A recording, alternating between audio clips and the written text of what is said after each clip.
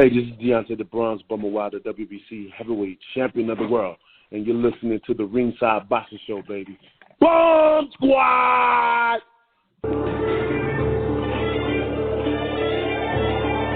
Live from Monterey on California's beautiful Central Coast, this is the Ringside Boxing Show. I'm Dennis Taylor, welcoming you to join me and my expert analysts, Travis Hartman, Rizwaan Zahid, and John J. Raspanti, today and every week for the hottest, sweatiest show on the West Coast. And now, from Studio 1A, it's the Ringside Boxing Show. Welcome to the Ringside Boxing Show on the Grueling Truth Sports Network, where we've got some great stuff on the way. Our featured guest today is a legendary fighter from the 1970s, a welterweight who fought 59 times in 8 years against guys like Emil Griffith, Chuco Garcia, Indian Red Lopez, Angel Espada, Hedgeman Lewis, Jose Napoles, Carlos Palomino, Pete Ranzani, and Sugar Ray Leonard. Armando Muniz, known as El Hombre, the man, never won a world title, although he was blatantly robbed in his first fight with Napoles in Acapulco, where the WBA and WBC belts were on the line in 1975. Armando has been enshrined in 4 different boxing halls of fame, and he also was a member of the 1968 U.S. Olympic squad, where one of his teammates was gold medalist George Foreman.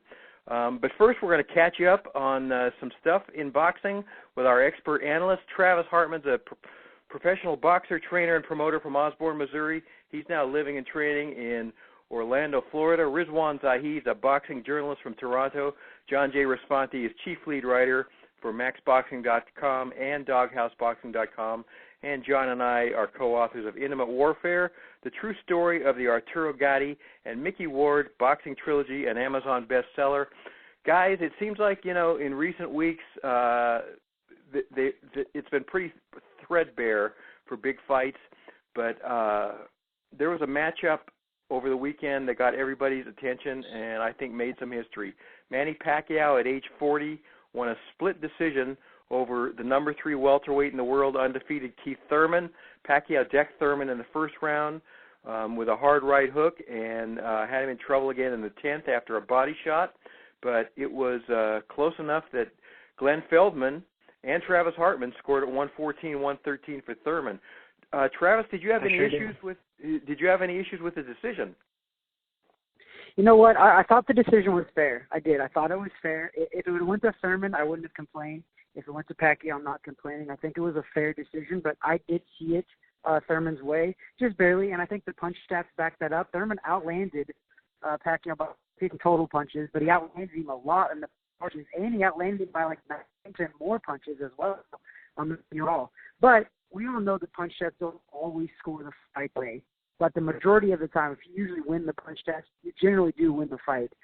But this is a fight. I saw Thurman get decked in the first round for sure. That's what ended up costing the guys, because I had Thurman winning that first round point. And as soon as he got decked, he automatically, you lose the round for that. But I had him winning the round, and I think he outlanded Pacquiao like 15-6 in the first round. So Thurman was winning that first round. And if you go by the official judges' scorecard, and if you give Thurman that round and he wins that fight.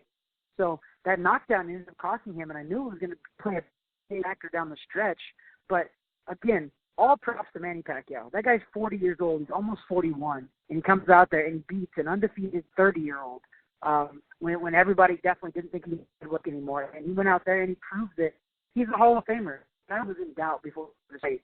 But I think Manny Pacquiao 100% sure is a Hall of Famer, and he deserves all the credit in the world about last night. I think it was about Manny Pacquiao and Keith Thurman didn't do, because I think Keith tried. Keith was trying. Keith was stomping Manny back down. Keith was putting the pressure on. So Manny Pacquiao, his little fast feet were back. His punches and bunches came back, and he faded down the stretch, but not a lot. I was really expecting Pacquiao to fade even more down the stretch, but he didn't. So I was definitely impressed with that. But I do have to disagree with some people. I don't want to see Manny Pacquiao fighting Errol Spence. And Manny Pacquiao is one of those throwback fighters that he's always fought everybody, anywhere, anytime, and he never ducked anybody. And I definitely appreciate him for that. But for his own health, guys, I don't want to see him fight Errol Spence. I think Errol Spence, Terrence Crawford, and any of those other guys, I think they might hurt Manny Pacquiao. And that's not really taking away from Keith Thurman, but I think that last night it definitely shows that Terrence Crawford and Errol Spence and guys like that are a step above Keith Thurman, for sure.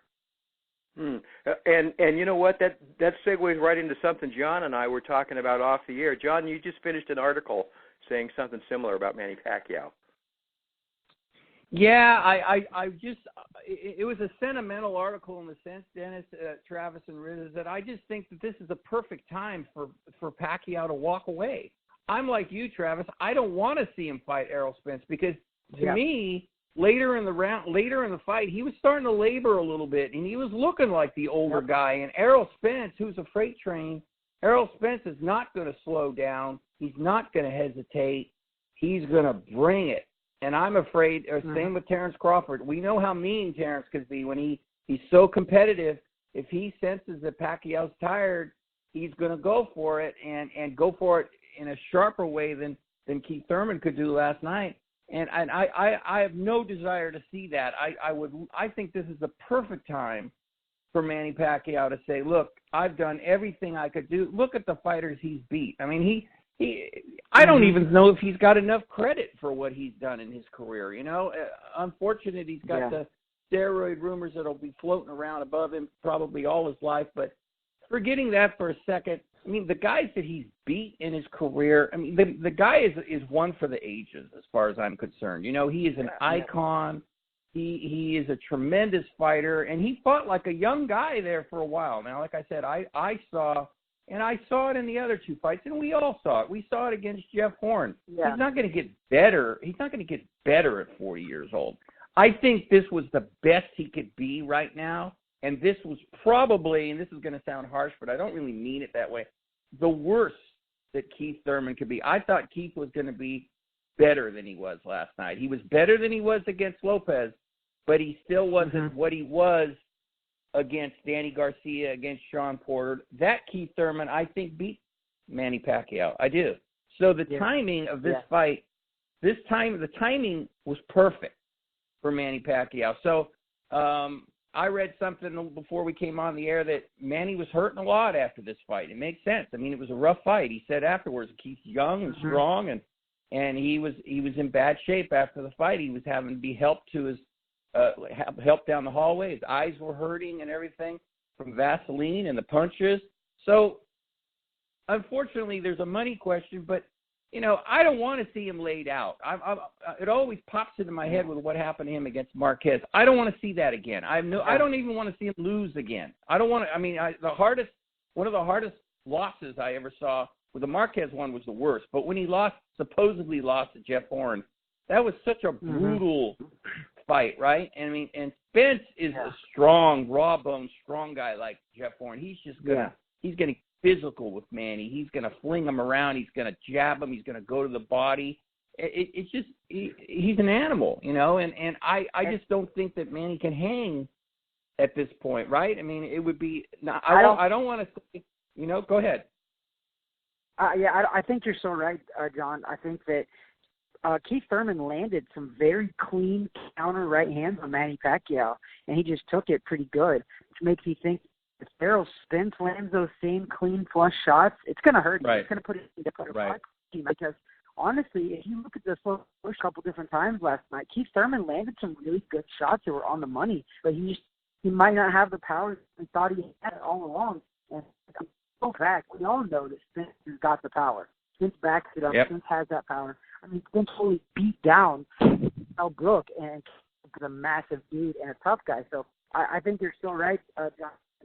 If he fought Errol Spence, it wouldn't be a good night for Manny Pacquiao. And personally, as a fan and of a guy who really loves Pacquiao, I don't want to see him in the – but you know money talks right now. Pacquiao's not walking on top. He's walking away. He'll walk away off of a loss more than likely because he's going to cash in after big event. And he'll probably take a few more fights, in my honest opinion, because he's cash right now. He'll make a big fat days, and hopefully he'll suffer for it. But I think we've all seen this story before. We've all seen the greats go down this same line and end up fighting a little too long, and it happens. Hey, Travis, you're breaking up a little bit, so see if you can find some more bars. Riz, you had a similar take. Some fighters are calling this the fight of the year, but Thurman, you think Thurman really kind of stunk the joint up last night? I didn't think it was a bad fight at all. Definitely it was a good fight, but it's funny, we're talking about Pacquiao should be retiring, but he won, and the fight was close. Could have went either way. But if you're telling me, or if you're asking me who's going to be more competitive against Errol Spence, I think it's Pacquiao still. Thurman looks like he's taking a very sharp decline. Pacquiao has probably slipped maybe 20% of what he used to be, which is still pretty good for a guy who's in his 40s now. Maybe even 25. It's kind of hard to say because Broner was just a fat welterweight, and Thurman was. It's hard to say how Thurman is, but Thurman to me has looked 50% of what he was. And more than anything else, I don't see urgency. I don't see a sense of the way John just described Crawford, the obsession to win. I don't see that from him. We saw that in the Garcia and Porter fight, and you knew you saw that because that is what made the difference in both of those fights, right? He won both of those fights. They were both very close fights, fair decision, but they were close, and he won because he wanted it more. Yesterday, it didn't seem like he wanted it more, and that's alarming for a guy who's 30. A guy who's 30 years old should not be outwilled by a guy who's 40, right? Unless you're, the only time you've kind of seen that before is Hopkins. But Hopkins is a freak of nature. I'm not saying Pacquiao didn't want to win. Of course he wanted to win. But it's not like Pacquiao was gunning for the win in like round 12 either, right? I think Thurman definitely had opportunities to really take the fight. And it's not beating Pacquiao. It's obviously harder than it looks, but the blueprint has always been there. Pacquiao's not coming up with anything new at the age of 40. The blueprint's always been there. Take away his angles, fundamentally move and box and use angles and catch him on the back foot. All right. I mean, again, I'm a boxing purist and journalist and all that, but I'm not in the ring, right? And the guys who've been in the ring know that, right? Marquez and Mayweather are the two guys who've obviously done that to Pacquiao repeatedly. We knew Broner probably wasn't going to be able to do that. We thought Thurman would be able to do that because that's definitely how Thurman kind of approached the Garcia fight. But again, he wasn't moving his feet at all. There was no footwork there. So I don't know what – I don't think there was a problem with the game plan because they said repeatedly he's not listening to his corner. He's not listening to his corner. That shouldn't happen at this stage. This is not Thurman's first big fight. Obviously, like fighting Pacquiao is a different magnitude, but these are alarming signs, right? This was not the first big fight. This was not something he shouldn't have been used to. This is not, his first time on the big stage. These are all things that tell me that sometimes just happens, right? I just don't think he's as into it as he was. I think it's now his job rather than his obsession. And you know what? If that's the case, then so be it. But I mean, I just think I saw, and it's curious. Someone, I think it was John or Travis who pointed out just the timing of the fight. Pacquiao obviously they could have made this fight a year, 2 years ago, 3 years ago. Never really wanted Thurman until now. And I saw the betting odds, and I saw Pacquiao's favorite, and I kind of wondered why. And Vegas usually is pretty damn smart, right? So I'm like, what are they seeing that I'm not seeing? And then when last night happened, I'm like, okay, I see it. Because I think we thought that he would be back to the Thurman that fought Garcia and fought Porter rather than the Thurman that fought Lopez. And clearly Vegas saw otherwise, and clearly Pacquiao saw otherwise, which is why that fight happened. And that's why Pacquiao was a favorite, because this was not an upset. That's something to be mentioned here. We're a little surprised that Pacquiao won, but this wasn't, as far as the betting odds, this was not an upset, which really says something, because when a 40-year-old, and again, Pacquiao beat Broner comfortably, but, Thurman was undefeated, right? And Thurman's beaten, big names, right? Yeah. But it says something that he was a quite hefty underdog last night. Like, it really says something. And honestly, like, Thurman should be, I think, theoretically, much closer to retiring than Pacquiao is, despite age and all that. I'm just talking about heart and desire. I didn't see it at all last night. And those are things you just can't fake that, right? When you're in the ring, you can, like Pacquiao against Horn and Thurman, he still kind of wanted it more, and he still was willing to win. I didn't see that from Thurman. And if your heart's not in it, this is not a sport you half heart with, right? I'm trying to come up with a more PG phrase there, but if your heart's not fully in it, you should not be in the ring. And I think that's what we saw from Thurman last night. Travis, go ahead. I think you're so right, Riz. I think that's Keith is going to kill me for saying this, Keith Thurman, but I think Riz is 100% on point. I don't think Keith loves boxing. I don't think he's passionate about it anymore.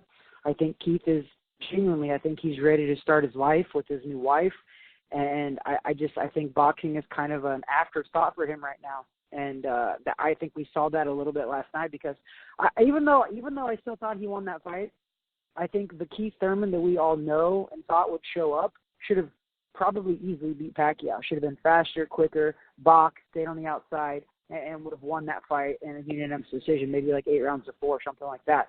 But he didn't. I just think the lack of motivation, the lack of will was there, and I think Riz pointed it right on the hit the nail right on the head. And I just don't think Keith Thurman looks at boxing as a passion. It's his job, and I don't think he really likes his job right now, and I don't think he's liked it for a little bit. I mean, he's been through an injury. He's been through a comeback now. He's gotten married.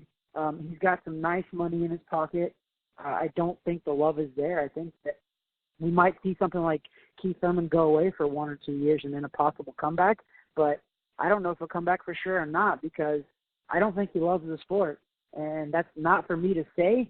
But from what I see from the outside looking in, I don't think he loves the sport. And I think it's showing because he's super talented. He obviously is super talented, and the guy's 30-0 for a reason. And he actually has beat some really good guys. So I don't think he loves the sport anymore. And he was just a small betting underdog, though. It wasn't a massive one. He was a small betting underdog, which I didn't think was surprising because they were basing it on Thurman's last fight, which is understandable. His last fight against Josecito Lopez was not good.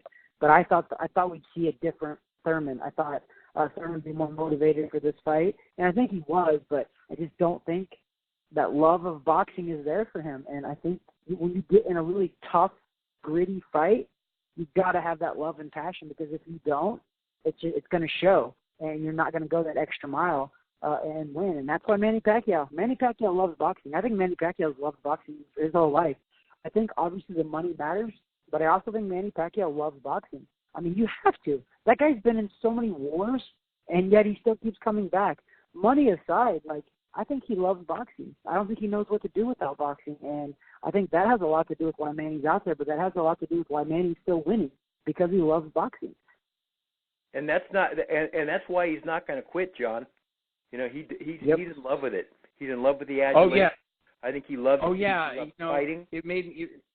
For sure, Dennis. You guys, and it made you guys when you were talking about it, made me remember Sugar Ray Leonard had always said, "Why did you keep coming back?" And he said it's like a drug. You can't get the same thing you can on the outside that you can when you're walking towards the ring. The adulation. I mean, obviously Manny Pacquiao loves it, and who can blame him? I mean, that's his place. That he's like, he's an artiste. He expresses himself in the ring. That's his thing. That's what he was born to do. He can be a senator. He can be the president of the Philippines. That's all fine. But where he's happiest is in the ring. And I'm sure there's a lot of professional fighters who can relate. And that makes it so hard to walk away. And it's a lot of stuff we've talked about before that in the real world, he's still young, really. 40 is young now, but in boxing, he's not. And I got to say something about the Keith Thurman thing, too. I couldn't agree more. I mean, there was a lot of talk about Keith and his injury and him being gone a long time, and you can't get that back. I remember Andre Ward when he went away, and I always talk about Andre because it's comparable in the sense that when Andre came back, even though all the other stuff was there, his passion, his hunger, he had lost something. He wasn't the same guy as he was before that. So you combine the two, that's not good. You lose maybe a little skill, and then you lose some passion, and I'm talking about Keith Thurman here.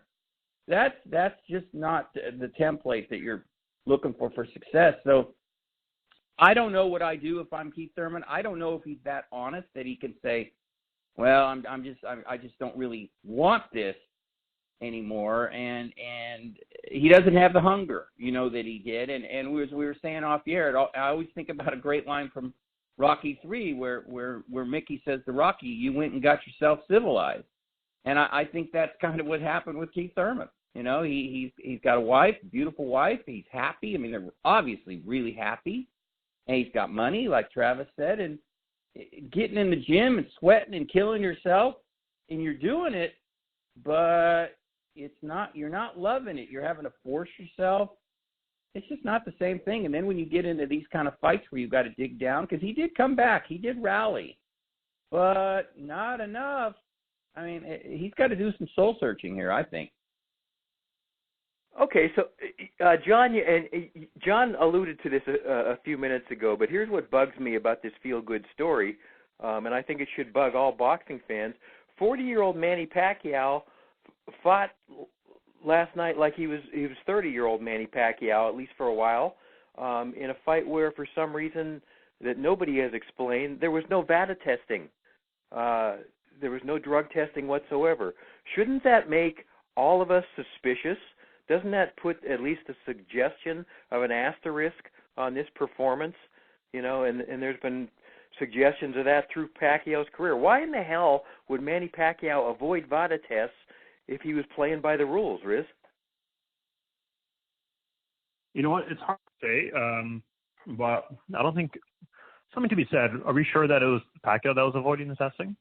I think it's an assumption because he's the 40-year-old. But why would Thurman all of a sudden, like, if Pacquiao's had this reputation for so long, wouldn't every fighter who's going up against him would say, no, we're definitely having the testing, right? Unless Thurman himself, I mean, I'm not, this is all just speculation, of course, but Thurman didn't raise any concern about it.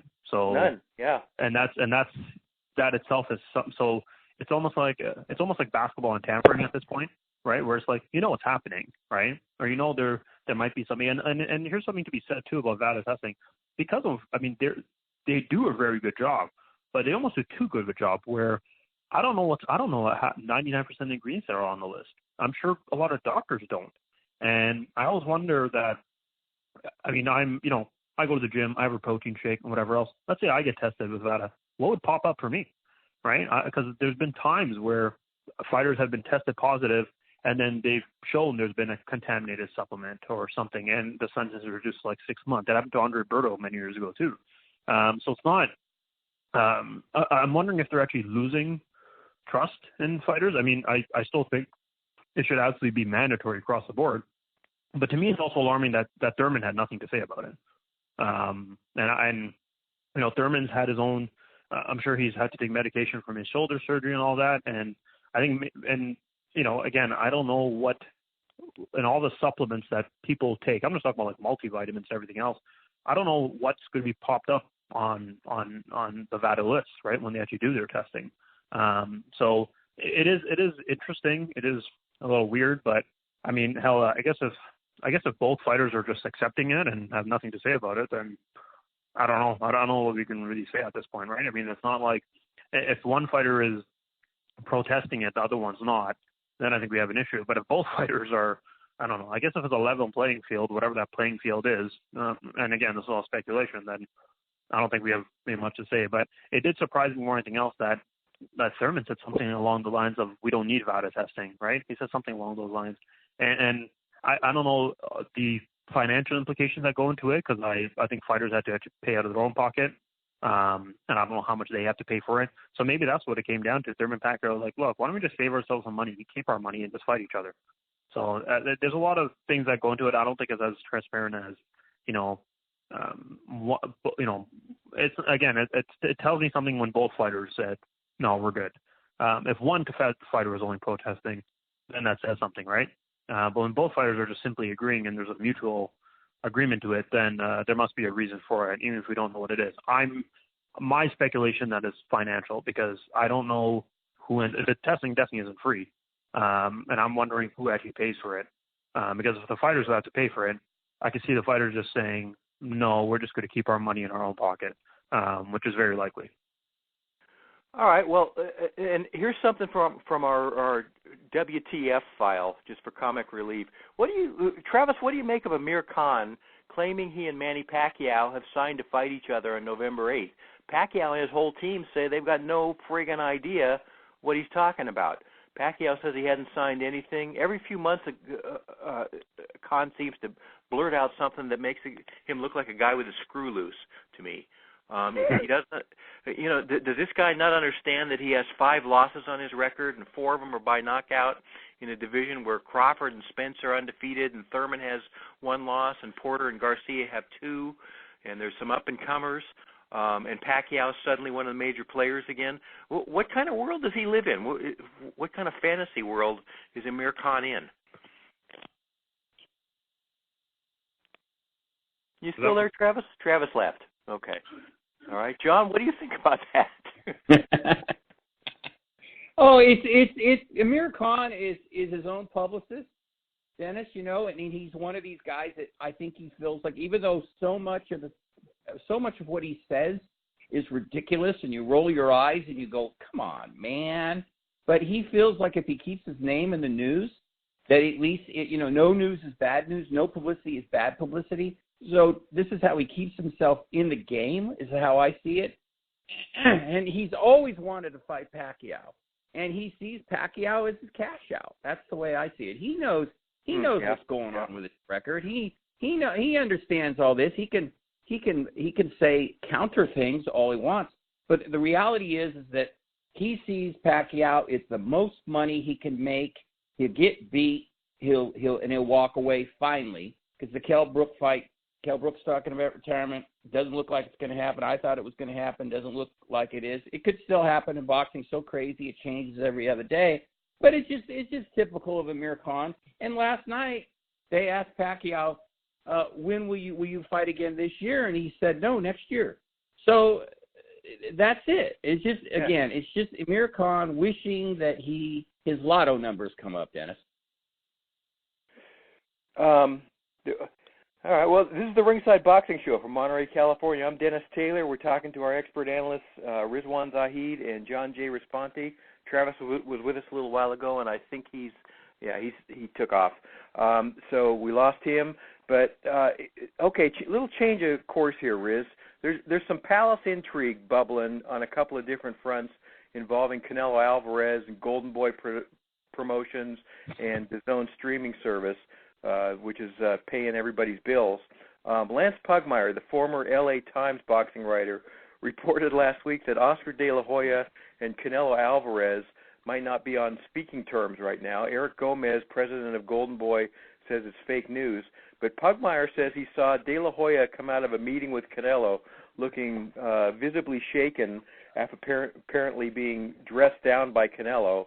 And Canelo apparently might be irked by how much money DAZN gave Golden Boy Promotions. Canelo, of course, got $365 million from DAZN in the deal that he signed a few months ago, so it's hard to figure what he's upset about. But how did that story strike you, Riz? It just strikes me that, this is kind of, I think John alluded to it last week or 2 weeks ago. Canelo's always been surrounded by yes men. He's always been told pretty much he can do whatever he wants. He can create his own weight divisions. No one's ever going to bat an eye. The only person who ever kind of put up issues with him was Golovkin last year, and we saw just how much that rattled him. And here, again, he has nothing to complain about. $365 million is not bad for fighting guys like Rocky Fielding, and it really says something that they weren't able to secure an opponent in September. And it really says something that instead of willingly going along to what John Skipper and DAZN wanted, they're actually postponing the event entirely. So that tells me that. And then so even then with that, they said pretty much the only acceptable opponents at this stage they're taking is, I think, Kovalev, Golovkin, I guess maybe Demetrius Andrade. But even the Kovalev, apparently they completely lowballed him, right? So yeah. Why are they lowballing? And I think the lowball is not coming from DAZN and Eddie Hearn. I think it's coming from Oscar, who's, they've been notorious at lowballing other fighters. They did the same thing for Golovkin. And if you're Golovkin at this stage, I still don't think Golovkin is such a hard and such a difficult place. I think, we talked about Kovalev a couple years ago being a hard luck guy. I think Golovkin's in that same boat. Kovalev lost twice to Ward, but theoretically could have won both times. The first one definitely. Second one, he took about 5-6 low blows, and his trainer was working for the other side, which is still, I can't believe that's ever happened. And even then, he was still winning on, I think he's one of the cards. It was a close fight.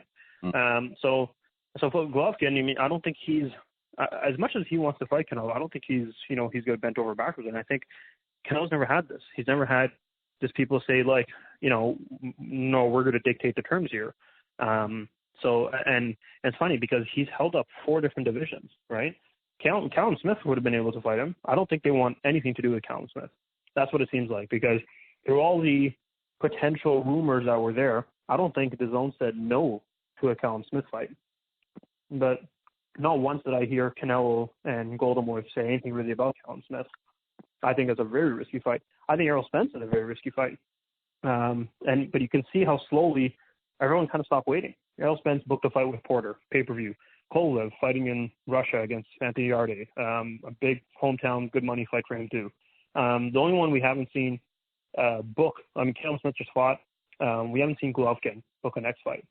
That is the only, potential fight that I guess we might end up seeing. Otherwise, Canelo might settle longer. So at this point, it seems like a Golovkin third fight is probably on the way. But I mean, again, we kind of talked about this. It's not it's a very, we know what the result's going to be, right? One guy's older, even older than before, and they're trying to make him even older. And one guy just entering his prime. So it's not really it's not really, it doesn't have the anticipation that the first 2 fights do. But what's very telling is that Canelo's really in no man's land. I think he thought they were going to come into the zone and kind of run the show. That's not what's happening here. So as far as having 10 fights against a lot of amateur fighters like Rocky Fieldings, that's not going to work.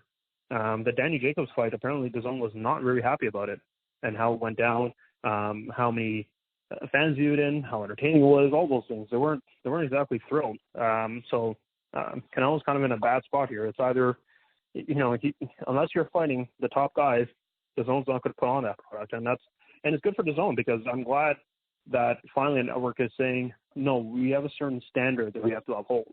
We're not just putting on mediocre fights. These have to be the best fights that are available, and that's how the zone has drastically just changed the sport of boxing. And you're seeing the need for every other network to kind of step up. Pacquiao Thurman would not have been made, I think, a year or 2 ago. Porter and Spence has been made. I mean, Spence and Porter both always want to fight the top guys, but we haven't really seen PBC kind of step up in that way. But they're being forced to, right? No more kind of fights that should not be happening. That's what happens when the inmates run the asylum, but I don't think that's happening anymore for Canelo. John, it seems like Golden Boy is kind of stuck in the middle here. They're the least powerful in this battle of 3, isn't it, between DAZN and Canelo? Canelo's the biggest attraction in boxing. DAZN's the one with all the money. You can understand why maybe De La Hoya and Eric Gomez came out of that meeting looking a little bit shaky. They've kind of lost control of this, don't you think? Yeah, and as a human being, I can't help think to myself that Oscar De La Hoya shouldn't look visibly shaken with him. I understand he's thinking as a promoter, and he's thinking, look, other than Canelo, who do we really have? That's the problem. They have some fighters, but Canelo is the bank. Canelo is the guy that brings in all the money. That's the big issue here, is that he's the bank for a lot of people. He's the bank for DAZN. That's why DAZN signed him and gave him all that money, was they thought he was going to bring them in a boatload of money, mostly get more subscribers. I didn't think the fight with Jacobs was a bad fight. They weren't happy about it, but that was a tough fight. Danny Jacobs is a hell of a fighter. Yep. And for him to fight him and get the victory, that was impressive. It wasn't a great fight. Trust me, I agree. But DAZN's being kind of buttheads when it comes to that, because that was a fight that a lot of people wanted to see. They had been asking for it, and Canelo took it. Now it's really true what Riz was saying, and what I said a few weeks ago is, I think Canelo's kind of turned into a diva. Nobody tells him no, like Riz said.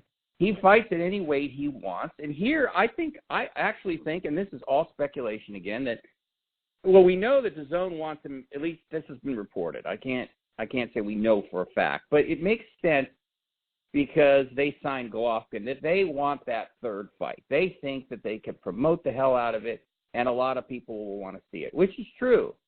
I think that Canelo doesn't want anybody telling him who he's going to fight next, and that includes DAZN and especially Oscar De La Hoya.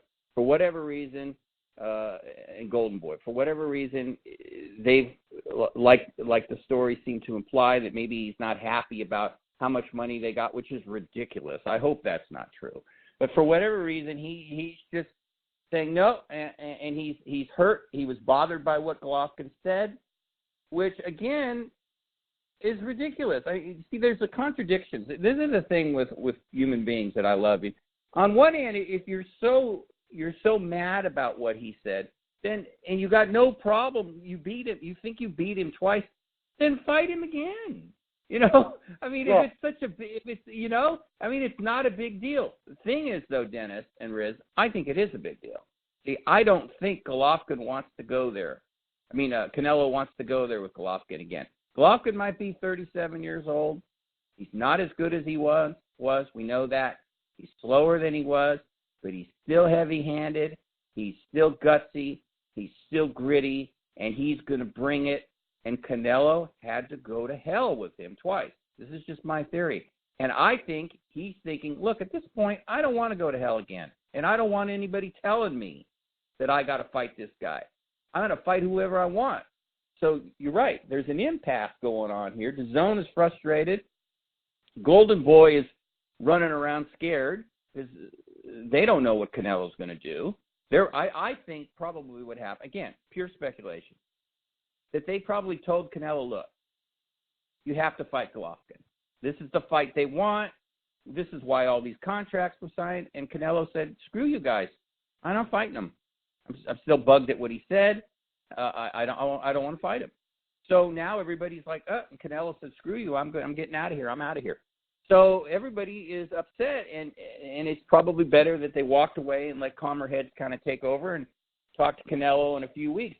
I think what Riz said is true. Now I'm thinking that the third fight could happen with Golovkin because they're going to keep pressing Canelo, and hopefully somebody will get real with him and say, look, buddy, I mean, I know you made a lot of money, but you got a responsibility here. You can't be making all the decisions for everybody. It's not all about you. But that's the point, Dennis. I think at this point, Canelo thinks that it's all about him. He thinks of himself as a Floyd Mayweather, and it was always about Floyd, right? So he thinks, look, Floyd did it. I could do it. I'm going to pick who I want to fight, and if you don't like it, tough. So that's all theory, but that's just what I'm thinking. Know what's confusing to me? Who do you guys think Canelo wants to fight? I don't know if, he's going up to fight Kovalev. Kovalev's so much bigger than him, so much stronger. That's going to be a painful fight. Doesn't want to fight Golovkin again. That's going to be a painful fight. He's been through that before. He's probably afraid of Callum Smith. Munguia isn't going to bring any fans in. Nobody knows who he is yet. Who does Canelo want to fight, Riz? What I think is funny is why he doesn't want to fight Golovkin. I think he wants to fight Kovalev because he thinks he can just outmaneuver Kovalev. You got to remember, Kovalev's close to 36, a lot of miles on that body. Yep. He's been in some really tough wars, and plus you got to remember the guys who are European, their amateur background is very lengthy, right? So pretty much he's been fighting since he was 12, right? At least. So I think I estimate that is the fight that they want. What doesn't make sense to me is why wouldn't you want to fight Golovkin? I mean, I understand it's a hard fight regardless, but he's older and slower. We've all seen it, and that just doesn't make sense to me. And this is why a lot of people will just never get on board with Canelo as being fans of his, because I've never seen a guy win so many close decisions. It's funny because De La Hoya was known as a guy who's had a lot of close calls, right? But he's been on the other side of a couple of them too, right? Yeah. Like the Shane Mosley fight, obviously, is a big one. Canelo is just everything in this guy. I mean, God bless him, because everything in this guy's life has went according to plan, right? and I think it's for the first time it hasn't, right? And it's weird. I would think that a Golovkin fight, I'm thinking what they wanted to do is fight someone else and have Golovkin fight next May, and that way Golovkin's even older. Man, just go back to when we initially talked about Golovkin and Canelo. That was after Canelo beat Cotto. I think that was 2014. Does that sound right? Something along those lines, right? 2014, maybe 2015. It's been a long time. I think 2014 actually. So, and think about Golovkin then was 32 or 33. He wasn't young either then, right? So it's amazing how much he's held up. I mean, Mayweather Pacquiao was one thing. I think this is worse in some ways because those guys were still fighting everyone. Mayweather still fought everyone else, right? He fought Mosley. He fought pretty much every other opponent that was there. And when Guerrero had a big win over Andre Berto. Boom, Mayweather fought him. Everyone who's kind of like, obviously if he had, everyone was there. It kind of happened where Canelo at this point is just, he's not really fighting anyone. And it's not like that division doesn't have opponents, right? Demetrius Andrade is there in that division, right? Billy Joe Saunders is right around there too. I understand that's a different promotional side, but there are plenty of fights to be made. And that's what's really telling. And I think the prima donna that is Canelo is just alive and well, and the zone's just like, we are not taking it. And so I think the Golovkin fight is probably going to happen soon enough. And I hope, I sincerely hope Golovkin wins because I think I just think he's had bad luck. And what bothers me more than anything else is everything Canelo's done has worked, right? Waited 3 years for Golovkin to get older. Gets the worst scorecard in boxing history with Adelaide Byrd, who's still judging, by the way. Has a rematch, gets busted for a steroid. He said he had no idea, even though it was found in tainted meat when his trainer's a butcher, and they've known about the problem for 5 years. Okay? Still reschedule after. Still people think Golovkin won. He gets the decision. And even then, like, there's a lot of things to dislike about it. And especially more than anything else, he didn't say, well, the fight could have went either way, right? You heard Thurman and Pacquiao both pretty much say yesterday it was a close fight, right? You never heard that from Canelo. There's this I don't know if I call it arrogance. I don't know what it is. I think it's just a stubbornness, just surrounded by yes people, or just I just think he's in his own little bubble where everything his whole life has been catered to him. I mean, and by all means, like, you work hard, you've done well in boxing, so yes, it happens to some extent, but I just think they never had a boss, right? I mean, him and De La Hoya were well beyond a promoter-fighter relationship, right? They didn't really have that. They were definitely more like an older brother or anything, but besides that, it was pretty much they're going to call the shots on everything, and for the first time, they don't, and because of that, it's alarming. So I think the Golovkin fight's probably next. You would think that, after that, it's probably going to be, I think a Kovalev fight is probably a little more likely then. Should Kovalev beat Yarde, which is still not a foregone conclusion, by the way, even though it is in Russia. And I think, possibly if Spence beats Porter and a Pacquiao fight is not being made, because I'm thinking timeline-wise, end of September, Spence and Porter, let's say Spence wins, they probably make if they do make a Pacquiao fight next February, because Pacquiao said he's probably taking the rest of the year off anyways. So February-ish, possibly. If not, I can see, potentially a Spence and Canelo fight for May, right? Give him a couple months to get up and wait. I don't think Callum Smith is happening. I don't think Canelo wants any of Callum Smith. Callum Smith is, I think the reason they want to go up against Kovalev is they think he's too slow. Callum Smith is not too slow. Callum Smith is a tall, rangy, young super middleweight who's actually in his physical prime. I think the roadmap that they probably had in mind was, okay, we fought Danny Jacobs. Now we can fight, we can fight Munguia, an easy guy in front of me who's entertaining and makes me look good. And DAZN's like, no, that's not what's happening. And I think that's what they kind of had. And I think Lennox pretty much had this kind of setup with HBO years ago. He would pretty much have a tune-up kind of fight and then a big fight. And then a tune-up fight when he was kind of at the tail end of his career, fighting twice a year on HBO. So I don't know if that's what Canelo was kind of thinking, but DAZN's pretty much like, no, we don't just air, we're not airing, crappy fights half the time, right? We sign you to X amount of fight contract, all those fights are going to be important, meaningful fights. And I think I just think their roadmap is just completely thrown off. They're like, no, wait, what? No, we thought we were gonna, fight another Rocky Fielding and then fight Golovkin next year, and then we'll have a third fight with Rocky Fielding, and then we'll have another fight again. And I just think this is just really throwing them off. And you might see Canelo. I don't know if you'll see him fight less. It's not like he's been super active lately either. But I think you're going to see him fight. I think he's going to have to fight meaningful fights because the zone has what the postponement has told me is who's boss, right? The zone is the boss. John Skipper's the boss. And they are very happy. They don't mind, like, if, Canelo's getting paid if he fights, right? But they're dictating who he fights. So if Canelo doesn't get into the ring, I guess he's not getting paid, right? And it's funny because it's not you can't do a holdout here, right? If this isn't an NFL contract where a guy's holding out training camp and whatever else, and he's still gonna get paid in then. That's not what's happening here. So we're gonna see that Canelo. I don't think he's gonna fall in line, so to speak, but I think they realize that they don't have the power that they thought they had. So I think Golovkin's next. And again, I still don't understand why he wouldn't want to fight Golovkin. I just think he wants to wait till Golovkin's even older, right? I mean, I still think he beats Golovkin. And that's the funny thing.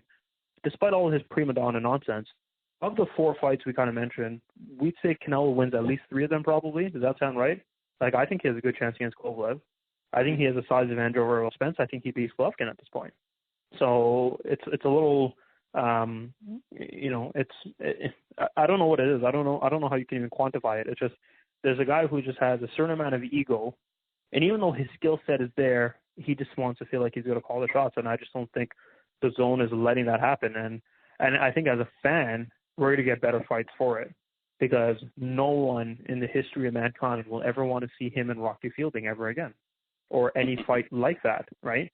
It shouldn't, like, it's not, this is not Golovkin fighting Steve Rolls after a lengthy layoff, right? And arguably a loss even. That's not even close to what this is, right? And Golovkin was making, his debut on a new network, and that's why Canelo fought Rocky Fielding, debut on a new network, so they were fine with it. I don't think Golovkin is saying right now, oh, I want to fight another guy like this. The zone is probably saying, hey, look, we want you to fight Canelo. Golovkin's like, okay, let's see what happens. Where I don't think they're answering like that. So the impact it has on the sport is drastic, because Kovalev fights on ESPN. He's fighting in Russia. He fights on a different network, different promoter, different everything. Errol Spence, ditto. Callum Smith and Golovkin are the 2 that are both on the zone. And that's what makes so much of this. I mean, if your business model is you want guys fighting under your own roof, that makes sense, right? Until there's no other option. That's where Crawford's, like Terrence Crawford's, kind of in no man's land.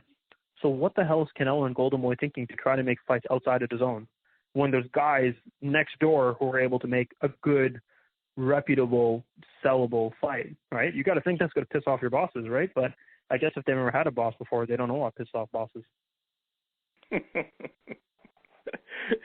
All right. And last question. John, we always recognize that the sport we love is a brutal one and a very dangerous one. But, man, it all becomes more real to us whenever somebody gets hurt, particularly if it's somebody that one of us knows. And Maxim Dadashev, who was 13-0 and 11 knockouts, fought 11 brutal rounds on Friday night in Maryland against a guy named Subiel Matias, and he got TKO'd, and he was rushed to the hospital afterwards with bleeding on the brain, had a 2-hour surgery during which doctors took out part of his skull to relieve the swelling. His trainer, Buddy McGirt, could be heard during the fight pleading with Dadashev to let him stop the fight, and Dadashev, the warrior, wanted to go out for at least one more round. McGirt thought he was taking too much punishment. Then McGirt finally took matters into his own hands and wouldn't let Dadashev come out for the 12th round.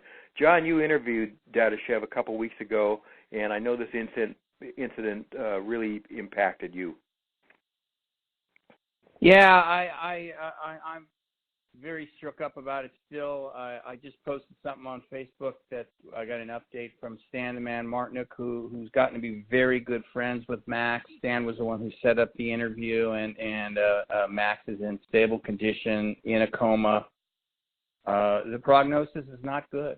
I mean, let's be honest. And the worst part of it is I can hear his voice in my head. You know, like you, Dennis, I know you when you do interviews, there's some that you remember, some you don't. But the excitement that young Max was expressing about being in America, what he was doing with his life, how Americans were so nice to him, how they were so polite, so unlike Russia. He had just gotten an apartment. His wife was coming to the United States to live with him. It's just his life was going very well, and it really is. The word that pops into my head is an English word, gutted, and I just completely gutted about it because just like that, his life is permanently altered forever, and he's 28 years old. Now, we're quite a bit older than that, obviously, Dennis, so it affects us more. But even Riz, who's not much older than 28, I don't think, it's just maybe it affects you even more, Riz, because if you think about your life as it is now and something happens and it changes just like the bat of an eye, and suddenly everything you're planning is over in a sense. And yeah, it brings home the reality of boxing.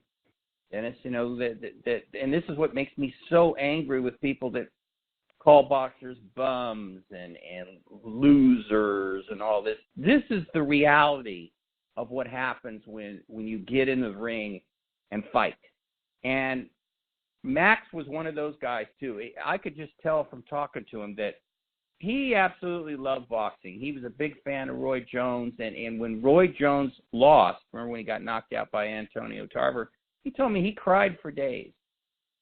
So boxing was his life. It was his passion, his life, and this is what's happened. So a guy like him, a guy like any fighter that has the guts, the balls, to get in there and risk it for us. And then for something like this to happen.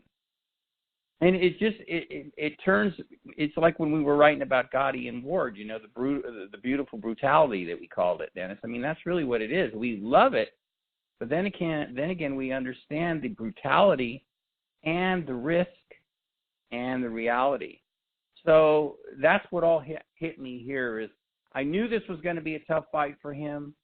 I had researched Max quite a bit. He had been in a couple of tough fights before this. He fought Antonio DeMarco, the former champion. His previous fight, he got knocked down. I remember thinking to myself, I wonder if his defense is a little shaky. He was fighting a guy who was 14-0 with 14 knockouts. But I'm not trying to say I expected this. This is a stunner. None of that matters. I'm just completely depressed, really, about what's happened to this kid, this nice, polite, genuine kid. And again, it's the sport we love. It's the risk. But when it comes home and it's closer to home than usual, like for me, it really hits you hard. And I'm just hoping for whatever best there is for Max that he gets it. Maybe he can do a Adonis Stevenson, just something where he has a good life after this, and that's what I'm praying for. Know whose life also has probably been changed forever, Riz, Buddy McGirt. Man, he's got to be thinking today, I should have stopped it. You know, Buddy's always been a fighter's trainer. I mean, the funny thing is, I was reading that, you know, Buddy was saying a couple rounds in advance, I want to stop this, Buddy. I want to stop this, Max. You shouldn't do this, Max. Like, no. Give me a couple more rounds. Yep. And he's like, okay, a couple more rounds, right? I mean, it's easier said than done, but it's definitely not Buddy's fault. Like, I don't think he did anything wrong. I think that's what 99% of trainers would do. In fact, there's some trainers who wouldn't even say, I'm going to stop it, right? They just say, like, you just have to try harder, right?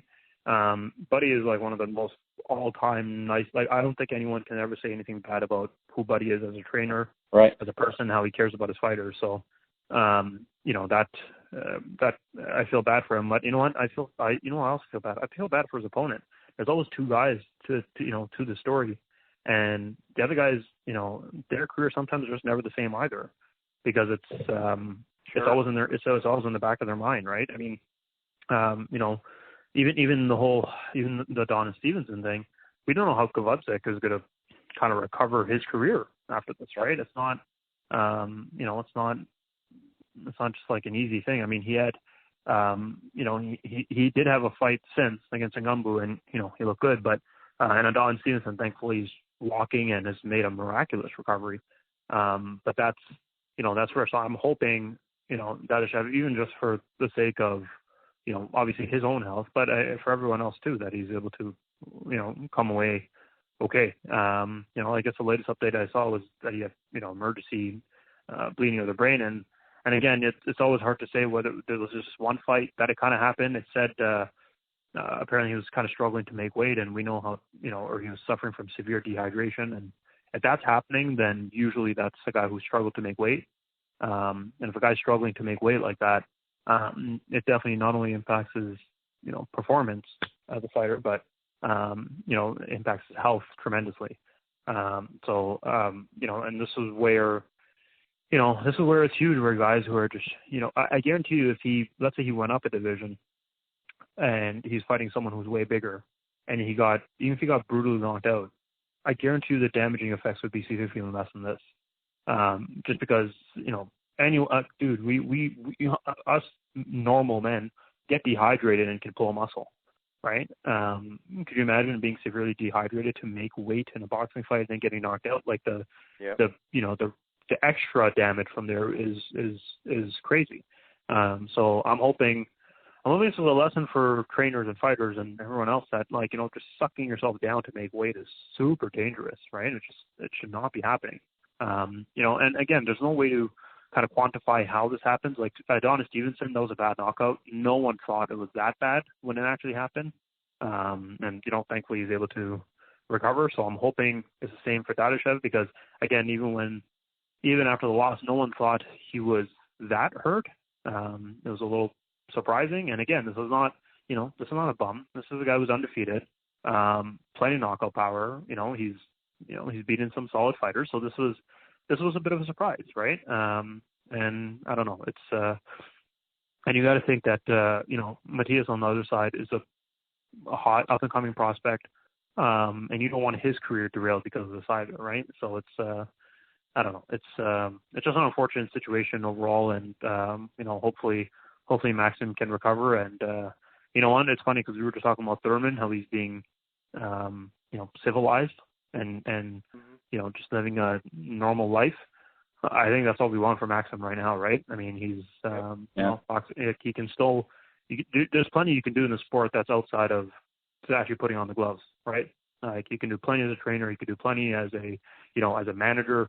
Look at guys like Igis Klimas, who wasn't a boxer really himself, but has made a career of just managing fighters and bringing them over, helping them settle. I'm sure Maxim can do something like that. The same. There's a lot of stuff he can do within boxing, even if it's not the same. So hopefully he recovers and has a bright life ahead of him. But it's sad to say this, but I mean, I just hope that more than anything else, I hope commissions are finally learning from this stuff, because Timothy Bradley was ripping them apart, saying, how was he able to walk? Like, how would they allow him to walk out of the ring under his own power? Like, that just should not be happening. I don't understand how there's always such little medical attention paying to these guys and at the ring. Like, there shouldn't just be one doctor. I mean, what is that one doctor going to do? He's still going to have to call whoever in an ambulance and a stretcher and all this. Like, there has to be urgency. There has to be a sense of, like, a protocol. Like, there has to be testing. There has to be practical exams for this stuff, right? I mean, these are not things that are surprising, right? We know this happens in boxing, right? We know that, and health professionals know that, times are, a few seconds make a world of difference. So, I don't know. It's, I'm just hoping fighters eventually, or commissions finally learn how to handle these things. And, it's, at least Maxim's able to at least get the health care he needed. And hopefully he's able to recover from that and maybe go on the Adonis Stevenson path and just make a miraculous recovery. I mean, there's one thing that does matter is the boxers who are in incredible shape. It does make a difference with how they recover. And Maxim is obviously a very, he's an athlete, so that does make a big difference in how they recover. So hopefully he's going to be able to recover. And I feel bad. I feel bad for Buddy McGirt, like you said. There's a guy. I've never seen a guy who cares about his fighters that much. Especially a guy like, I'm not talking about a person's father. I mean, I've never seen, I'll never forget when he jumped in the ring to stop the Monty Barrett Nikolai Valuev fight. And I mean, Valuev was not like a crazy puncher or anything, but that's a guy, he was trying to stop the fight. The ref didn't see it. So, but he's like, I'm going to step in front of this punch. If I get hit, so be it, but I'm stopping this fight. So, hopefully he recovers, and hopefully boxing has finally learned how to correct these mistakes as much as they can. I mean, obviously it's not going to be ever foolproof, but there's definitely ways to go about it, and hopefully they learn. Man, great stuff, as always, from Rizwaan Zahid, John J. Raspanti, and Travis Hartman, who left us a little bit earlier. These guys do a deeper dive than anybody else, any other podcast in America. These are the grown-ups. Thank you guys very much. You guys have a great week. We'll talk to you again next week. Actually, John's going to be back in a couple minutes for our interview with Armando Muniz. That's coming up next, right after the next break. Thank you, guys. Talk to you next week. All right, guys. Take care, guys. Bye-bye. If you like the Ringside Boxing Show, you're going to love the website, ringsideboxingshow.com.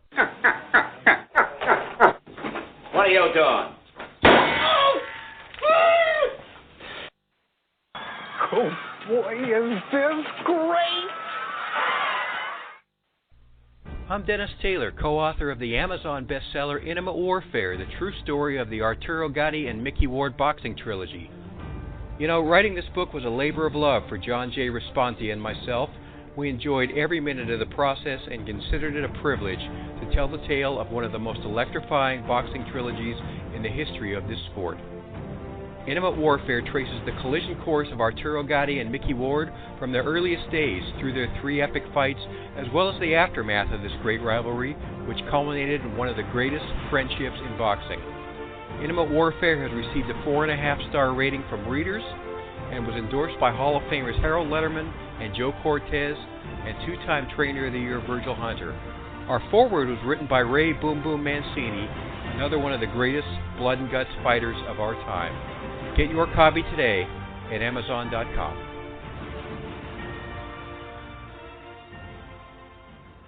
Hi, I'm Dennis Taylor, host of the Ringside Boxing Show, where since 2008 we have been continuously sponsored by Garcia Boxing, the first family of the Sweet Science on California's beautiful Central Coast. Trainers Max and Sam Garcia and ring strategist Dean Familton are regarded among the most knowledgeable in the game.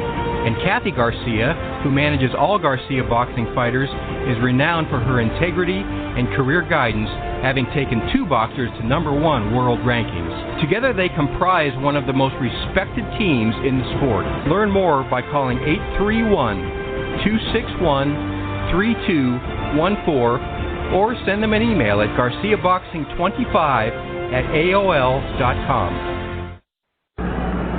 Armando Muniz, a graduate of Cal State, Los Angeles. He is working on his master's degree. In fact, Carlos Palomino is also a college graduate. Graduated just a couple months ago in physical education at Long Beach State. A couple of college grads fighting for the title. You ever hear of that before? A left hook, yes indeed, a left hook. Put Palomino on the deck. A left hook to the chin. That's round 1.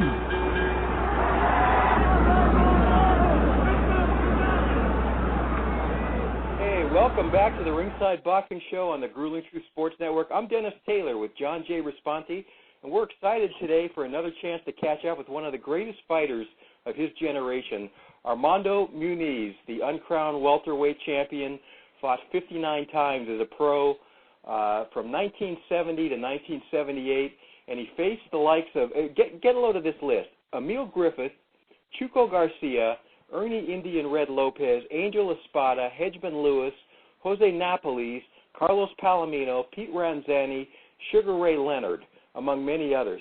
This guy fought Emil Griffith and Sugar Ray Leonard. Armando, whose ring nickname was El Hombre, the man, fought 4 times for the world welterweight crown, and there are an awful lot of people out there who will tell you that there's no question he beat the great Jose Napoles in Acapulco for the WBA and WBC title belts in March 1975. He got screwed that night. He's a member of the World Boxing Hall of Fame, California Boxing Hall of Fame, the West Coast Boxing Hall of Fame, the Riverside Yes. Hall of Fame. And by the way, he's also a member of the 1968 Olympic boxing team, which you might recall included a heavyweight gold medalist named George Foreman. Armando, so nice on the Ringside Boxing Show again, my friend. How have you been? I've been good. Lately, I'll be honest with you. Lately, there's signs of the punches, I guess. but I'm fine though. Other than that, I'm fine. I'm great, yeah. So. Okay. Doctors just have to be careful. Finally feeling those punches after all these years, huh? Well, you know, I was a courageous kind of guy. I didn't care. Yeah. I really didn't care, and I fought hard. I trained hard, and it was meant to be. And also, when I had the goal of being a fighter, I wanted to be like the Carmen Basilio type. You know, he had like 110 fights and this and that. Fought all those guys, and he gave a good account of it every time. You know, so guys like him, guys like Rocky Marciano, of course, that's a dream. You know, but anyway, so I trained hard. I trained real hard, and I never showed up for a fight that I wasn't in shape for. You know, I did what I could. You know, so yes, that was my logo. Before we talk about your career, what do you remember about George Foreman at the '68 Olympics? What were your impressions of him as a fighter and a person and Team USA teammate? What kind of guy was he back? There at the Olympics, he was kind of like a young man. I think he was 20 years old then. And he had just, I guess he made the team, just not miraculously, but he made the team. He was a strong heavyweight, you know. And but he didn't know a lot about what's going on, you know, the world, you know. And I guess in time, he learned, of course, you know. But he was a real nice man. He had a chance to go with me to visit some of my wife's relatives, you know, who he was really excited about, to go to somebody's house and be there and be seen as a god, you know. Wow, this big guy here, you know. It was nice, you know. And he didn't understand what was going on there in Mexico City at the time, you know. There was the protest and this and that, you know.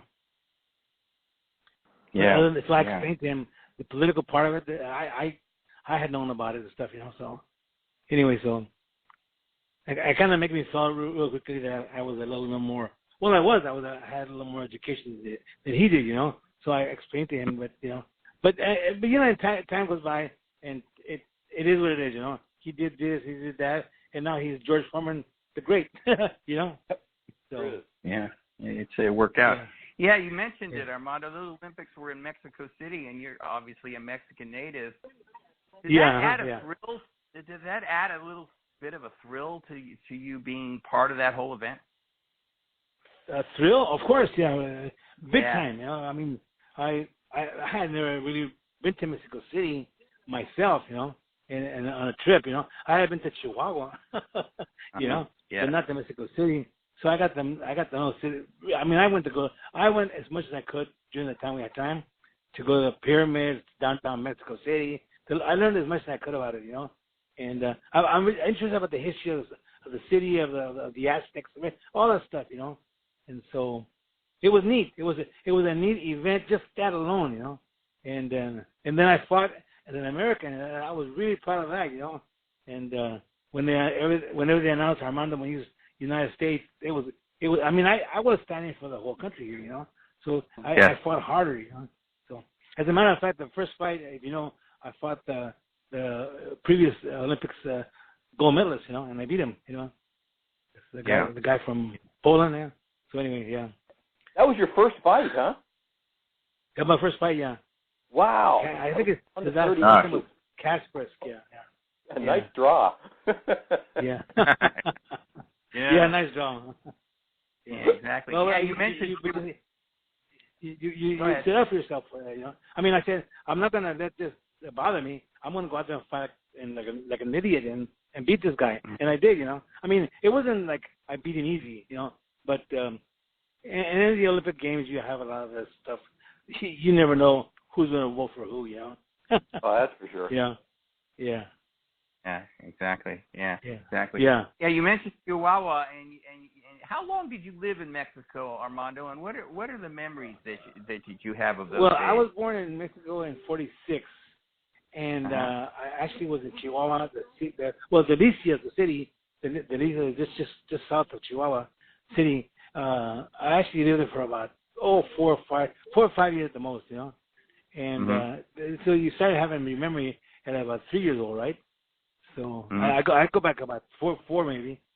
My wife says I can't think back beyond 10. Anyway, you were actually in the U.S. when you started boxing as a little kid, then, right? I was in the first grade in the U.S. Yeah, I started the first grade here in the United States. So I was 6 here, but 5.5, 6, you know. So. And you know what I read? I read that you lied about your age and got your mother to sign papers that she couldn't read. Yeah, and then you grew your hair older to be able to fight. She couldn't read English. So anyway, yeah. So I told her it was that was to join the Golden Gloves in El Paso there, you know. So I couldn't find unless she signed, you know. So I told her this is to do a report for school, you know. I got sent for a book. and then when my dad asked her, why'd you sign this? He told me it was for a book, you know. And my dad got really mad at me, you know. So, but I was already when he found out about this. This is the day that we had to go down to fight. So my dad said, "You're gonna fight tonight? You can't do that." I go, "I'm gonna do it, Dad. But I either you take me or I'll take the bus, you know." And so anyway, he took it. But in a way, he took it, but I noticed that he did it. Well, I didn't notice at that time, but I realized later on he did it with a kind of I'm proud to take this kid he had the guts to go sign up and everything, you know. Yeah. And that was the thing all the time. That's the way a man does it. That's the way he's not afraid. He goes and does it, you know. And so that really helped me a lot because I did it because I wasn't afraid, you know. So because I got my ass kicked, but I wasn't afraid, right? But no, I fought Tony Ramos, and he was a decent fighter, and he took it easy on me and stuff, you know. But he won by decision, so you know. But the people scream like crazy for guess who? For Armando Muñiz, because he fought like an animal. Yeah. You know. Yeah. So anyway, and that kind of set the stage. I knew right then and there what I do the rest of my life, you know. Oh, sometime in my life, you know. So anyway, yeah. When you were a little kid watching these guys on TV, the pros, who were your boxing heroes? Who were you enamored with when you were young? When I was a kid, it was like, the Archie Moores, the Marcianos, the Floyd Patterson, I did a lot of names, but there was good fighters, a lot of good fighters that weren't champions, you know, in those days, you know. Really, really, you know. Anyway, but I used to watch the Cavalcade sports on Friday night. Yep. Yeah. And so that I saw a lot of good fighters there. In fact, a little later it was Gaspar Ortega was on there, and he fought like an animal all the time, you know. And anyway, so I remember about those days that it was when Floyd Patterson fought the Swedish guy. What's his name? Ingemar Johansson. Ingemar Johansson. Yeah. Was he Swedish? Anyway, and he got knocked out, and then came back and knocked him out or whatever. And I was just amazed by the beautiful left hook he threw. You know, Patterson. He was a good boxer. He wasn't a big old, you know. What's the name of the guy today? The heavyweight. He wasn't a big George Foreman at the time, you know. But he was a boxer type. And I guess for a guy like Floyd Patterson, they had to change the weight limits because he was only 185 pounds, you know. Yeah. At that time. Yeah. You know? So. Yeah. And so I admired him a lot for that, you know. So. Anyway,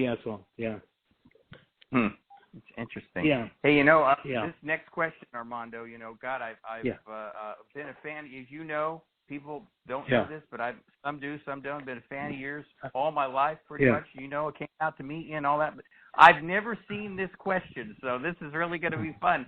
Now, it says that you started boxing yourself to prove you weren't a chicken. Is that true? I wanted to show. Yeah. Well, you know, my dad had he was a hard man. He grew up a hard life, and you know, but and I'm the oldest of the boys and stuff, you know. So I guess he wanted to make sure that I didn't grow up like a little chicken, you know. And so he'd be rough with me, you know. He'd be rough with me, and I mean, I know he didn't mean any harm, but because he always did everything to take care of us, But I just had to show somebody that I could fight. So I did all kinds of stuff like that to make sure he knew that I could fight, So.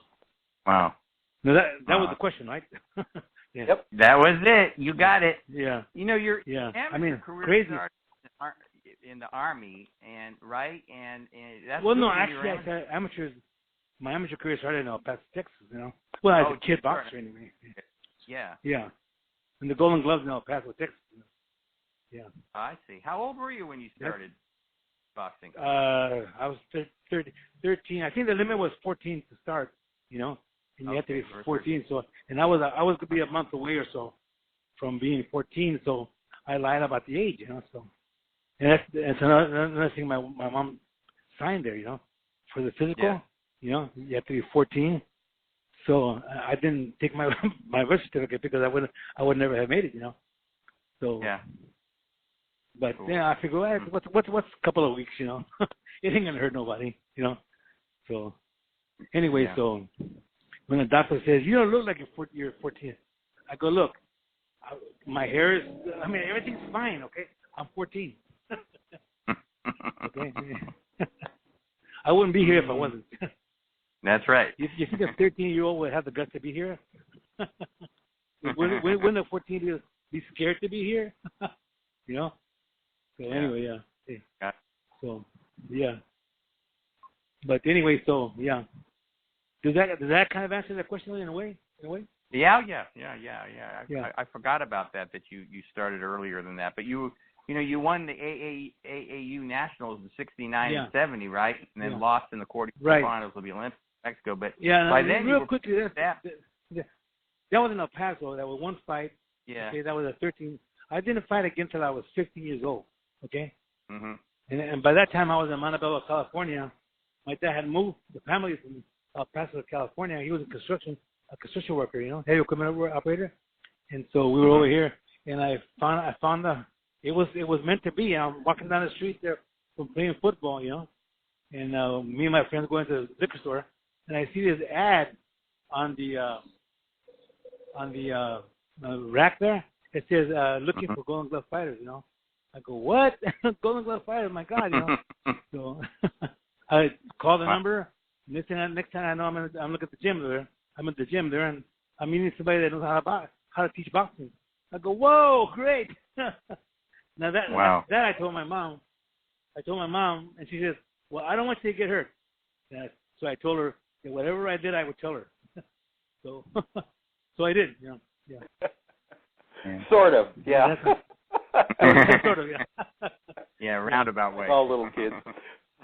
This is the RINGSIDE Boxing Show from Monterey, California. I'm Dennis Taylor with John J. Raspanti. We're talking to Armando Muniz, whose pro career started in 1970. And in 1971, Armando, you beat a guy named Clyde Gray for the NABF title. Yeah. You were 15-0-1 at the time. Clyde was 29-1, and there was an incident in that fight with one of his boxing gloves. Tell us the story of that fight. Well, there was in the ninth round or eighth round, whatever, they saw a clip on I had a cut on my right eye. I never had a cut on the eye before, and what do you call it? Well, anyway, I had a cut, and one of my guys in the corner saw that he had a cut in his glove, and then somebody saw somebody make a cut on the glove also. George, who's it? George Chavallo. They actually blame him for it, but they denied it, of course. No big deal, But so anyway, the fact of the matter is, I knocked him out in the ninth round. The next round, I just got knocked him out, So it didn't make any difference to me after that, So, but that happened, yeah. But it was a North American welterweight title, so I was happier than heck, George Chavallo was one of his cornermen that night. For that night, yeah. That was, I think, one of the first times that Clyde Gray had traveled out of Canada to fight, I guess, So it was a nice fight, a good fight to come, So there I was, So. Yeah. 2 months later, you end up fighting one of the greatest fighters in history, Emil Griffith. at the convention Yes, center in Anaheim.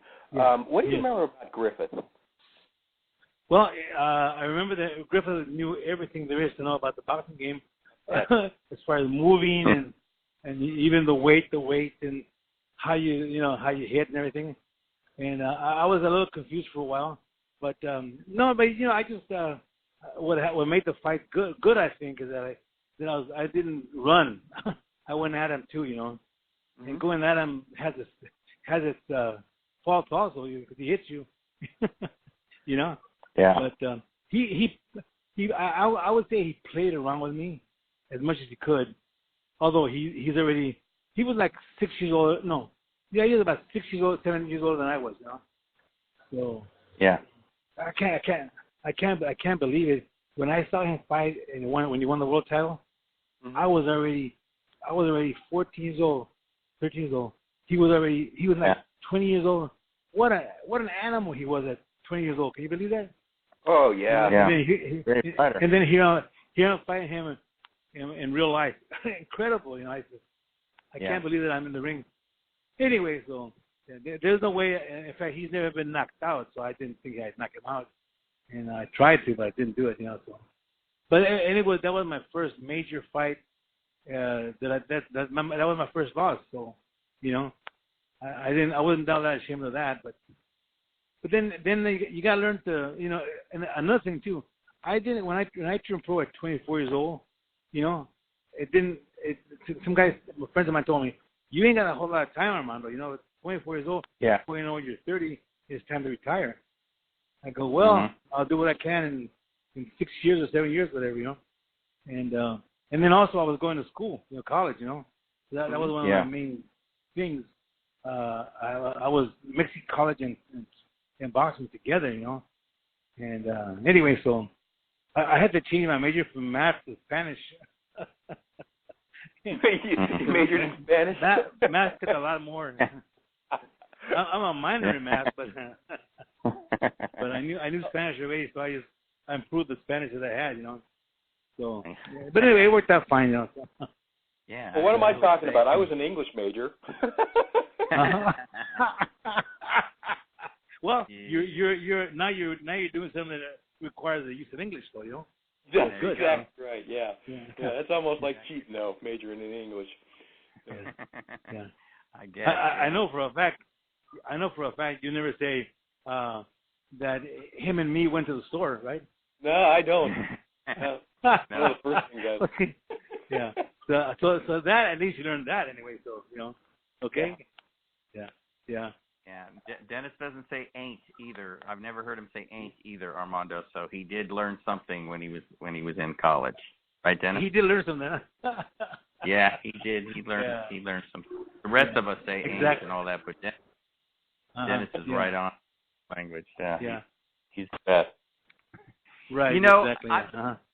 This next question, and again, I keep thinking about this because I've written so much about you. But when you fought Hedgeman Lewis, Hedgeman Lewis, Armando, I know you know this, and he is forgotten to this day. He was really a talented fighter.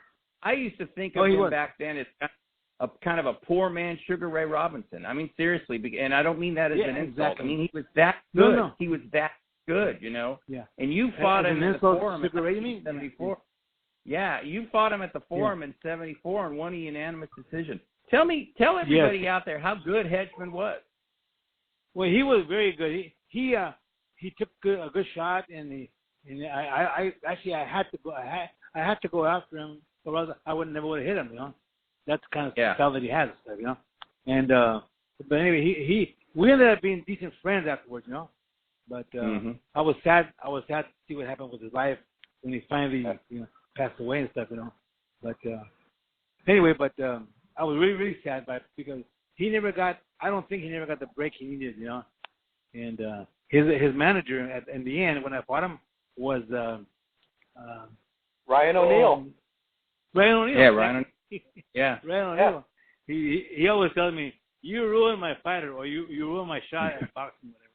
No, I didn't. Oh my God. Yeah. No, Ryan O'Neal's a good guy. He's a good guy. Yes, he is. Yeah, he always yes. He always says hello and everything. So. And that's one of the things that I got to tell you. One of the things that I don't regret anything about it. I've met a lot of people in the business, in your business, and I'm just glad to say I know who they are. Not everybody, but some. Yeah. Ryan O'Neal, the brothers, Rocky, Stallone. Oh, Stallone. Stallone. Yeah. Not Rocky, but I know Rocky too. Frank. But the other guy too. Frank and Frank's a boxing fan. Frank is a boxing fan galore. Yes, he is. So he is. He sure so, knows and I didn't realize that actors or singers would be attracted to the sport. No, I mean I should have basketball and everything too, but boxing has a special kind of fan, kind of like they fought somewhere in the past, Oh yeah. Sure. I bet I bet you used to see a lot of those stars sitting in the stands at the Olympics. Oh yeah, they'd go to the Olympic auditorium. They'd be there at ringside, and I would say, what the heck are they doing here? Well, they must have time, of course. First of all, and they must like the sport too, So yeah, you're right. Yeah. Wow. Yeah. Okay, so right? After the Lewis fight, Armando. You come to these fights that were why we always will call you the uncrowned champion, especially the first one. You had the back world title fights with Jose Napoles, great fighter, all-time great. You fought him in Acapulco the first time, and that's the fight. Right, the first time. Like what you're saying, that's the one. You got screwed and certainly were robbed by Jose Suleiman. Tell us about that night. Tell the young people don't know what they should know about that fight. Tell them about it. Well, it was like you gotta be kidding. It was one of those, you gotta be kidding me. They're doing this on national TV. Well, if it's gonna happen, it's gonna happen in Mexico. Yeah. When they do something as dirty as that, and I hate to say it because I'm from Mexico, and I thought because I was from Mexico, did I have a little bit of an edge? I had no edge, As a matter of fact, I think they were against me because I was not an American citizen. I think, I think. Mm-hmm. But anyway, there was no reason for the decision the way it was. Later on, I asked the president. I was in my manager's office with him, and we're talking, and I go, hey, Mr. Suleiman, just a quick thing before this is 2 years ago. Okay? You and I were at the same place there in Acapulco, and I fought Napoles, and you said, or somebody said, that I lost that fight because of headbutt, And he goes, no. Well, Armando, there was something that happened. We had to do it. It had to be done. I would do the same thing for you if I had to. Oh, you would do that for me, but you'd never do it for me now because I'm not the champion. Anyway, you busted him up that night, though. He was really beat up. Yeah, the doctor said he can't continue, right? Yep. And that's it. The fight's over. So by their law, it said it's a TKO, right? You can't continue. And the referee warned me a few times for hitting or butting, but it wasn't butting. We were both coming together, I wasn't intentionally butting him, I've never done that as far as intentionally butting a guy to hurt the guy, Yeah. Yeah, that's one of my what one of my weaknesses is in my life, and that's why I am where I'm at right now. I'm too nice of a guy. Okay. Mm-hmm. Now I hate to say that I'm not. I want to be known as a mean guy, a tough man, el hombre. Mm-hmm. I'm a chicken. You guys know? Would you guys believe it? My wife runs my life. But then I understand. Can I relate to that? Yeah. I understand that's pretty universal, though. Yeah. Yes. So where's the hombre? There's no hombre here. It was the name. I'm so glad I'm defending the name the hombre. And so I'm so glad about. I'm blessed. Hey, John, and believe me, I'm so happy. Just so the world knows, I am the luckiest guy in the world, really. My kids are good. They're logical. They're anyway. I'm so happy. You know, my wife, even though she thinks she knows what she's doing, you know, more than I do. But anyway, but she's happy. I think she's Oh yeah. Well, time will tell. You know. And she's sweet. Yolanda is a sweet lady. Hey, we're talking about 52 years now. Wow, 51 years. Wow. Gosh. Congratulations. Impressive. Yeah. Congratulations. It is impressive. Well, incredible. thank you. Yeah. You know, Armando, this is another thing, too, Yeah. and they don't do this nowadays. You had a rematch with Napoles 3 months later in Yeah. Mexico City. Right. And Napoles got that decision. And I forgot about this, and Dennis found this in his research, that one judge, I mean, all the times we talked, you never told me that you thought you won that fight. You said Napoles won that fight fair and square. But one judge gave Napoles all 15 rounds in that fight. Napoles won all 15 rounds? Every round, I think, unless they had one. I didn't know that. 12-point difference. It was a 12-point difference. 15-round fight. 12-point difference. So I don't know if it goes to maybe show they had you, a couple even, but it goes to show you that the way that they handle it, those that are well, you know, those that don't mind being crooked or don't, let's do this guy a favor, they'll go ahead all the way and they just call around the guy away, you know. It's incredible, you know. No, I didn't know that, but to this day I didn't know that. I thought it was a pretty even decision, you know. But I thought I was doing pretty good till the 8th round. He knocked me down, you know. I got up, but I started fighting back, but you know, and I don't know. It was meant to be, I think, you know. After that fight, you know, I said, well, I guess I did it, you know. I mean, and then I fought Palomino later on, you know, and I tried again, and there's shortcomings there, but it's all right though, you know. Yep. You know, things happen for a reason. Against your friend Carlos Palomino, who's another Hall of Famer. Exactly. Yeah. And both of those were at the Olympic, and I think it was the first time in history that two college graduates had ever fought each other for a world title. Yes. First time ever. Yeah. I didn't occur to me until after it happened.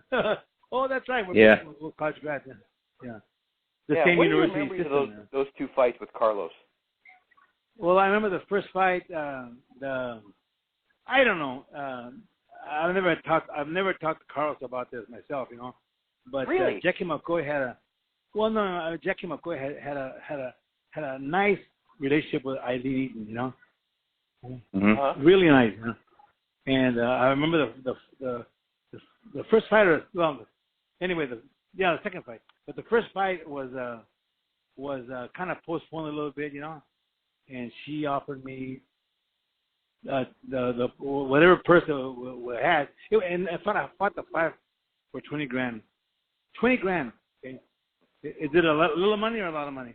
Well, for me, it was a lot of money. A lot of money. In reality, well, back then, but it wasn't really a lot of money. Now, Palomino was a lot of money. He made $100,000, right? Yeah. So, couldn't we both get $100,000? Now the crowd would take it.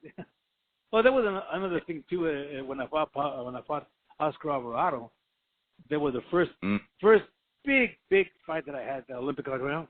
It was almost full there, right? Yeah. And so the Olympic Auditorium holds around 10,000 people, right? Let's say there was 8,000, 7,000. You know what the payoff was for the commission? The athletic commission. How much? It was 4,200 people. No. Huh. Yeah. Yeah. 4,200 people, and my manager went and complained to her about that, and we only got paid $7,500. That was my biggest payday, $7,500, but it should have been more like $15,000, you know. Yeah. And so she felt it upon herself. She could do it, but she controlled boxing for a long time in the LA area. Yep. And she had a couple of managers that worked with her. Harry Kabikoff was one of them. I think Jackie McCoy was the other one. I think. You know. Yeah. I mean, I had to have been. It was like it was so easy when Palomino became the challenger against the English guy. What's his name? John Stracey. Stracey, yeah. I mean, Stracey wouldn't fight me. We offered to fight Stracey for free, you know. Anyway, but anyway. But by my count, you fought at the Olympic 23 times in your career. What was special about that place for you? What do you remember about the Olympic? It was a godsend for me to fight there because I had read about it, and I go, whoa, this is terrific, and so then I became a headliner there, sort of, you know. I would have liked to have had he's world champ headliner, you know. but anyway, it was terrific. I got good memories of even the dressing room. I still remember the smell of it and the way it looked in there and the feeling of being in the dressing room waiting for the fight to come up and be called, hey, next fight, you know, whatever, you know. So I remember my first fight. You could really hear the crowd in that place, in that dressing room too, couldn't you? You could hear the crowd when it was loud. You could hear the yell, you know. There must be something going on at the ring, you know, so it was neat. It was a terrific feeling, you know. It was terrific, yeah. John was mentioning yesterday to me, you know, he was watching one of your old fights at the Olympic and just how loud the crowd got for you. You were so popular in this place. What was that like? What was that like to have that kind of adulation in a place like the Olympic? Well, yeah, it's you know, I think everybody feels the same way. They feel gratitude and they feel like, wow, what have I done? It's great, you know. But what I'm doing must be good, you know. I mean, what I'm doing must be good because they like it, you know. And that's what they go there for. They go there to pay. There were times, one fight, in fact, the Alvarado fight, they threw money in the ring, right? They threw in, half of it was $250. Wow. The money was in there. Because what we do normally, we just split the money in half, you know. I mean, the managers or the cornermen would pick up all the money and we just put it in half. We wouldn't count it, but we just, we say this is half, this is half. So anyway, I went home and I gave my daughter $250. And I said, oh my God, I'm in the money now, man. This is terrific. I'm in the money now. But it wasn't really that great. Not after we saw the payoff on the fight, you know. So anyway. But hey, Armando, when was the first time in your career, your life or your career, that you realized you were kind of famous? You know, when people started recognizing you and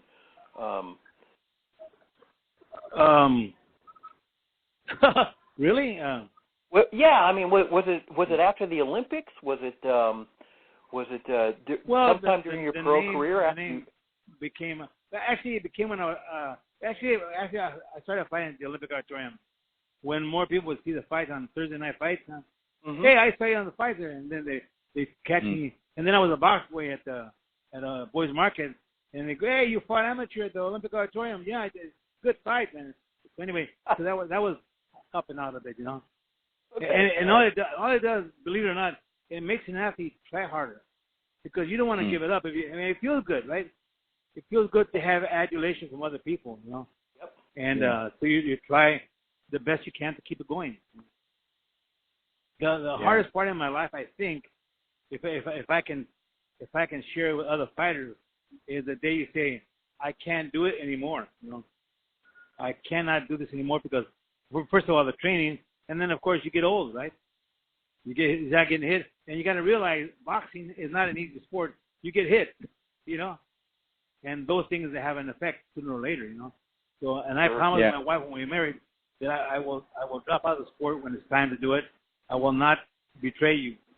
Well, I betrayed her by one fight. I went ahead and fought Leonard, you know. But anyway, so I'm glad that I got out when I got out. I see a lot of fighters, and I try to tell them, hey, come on, you got to train harder, man.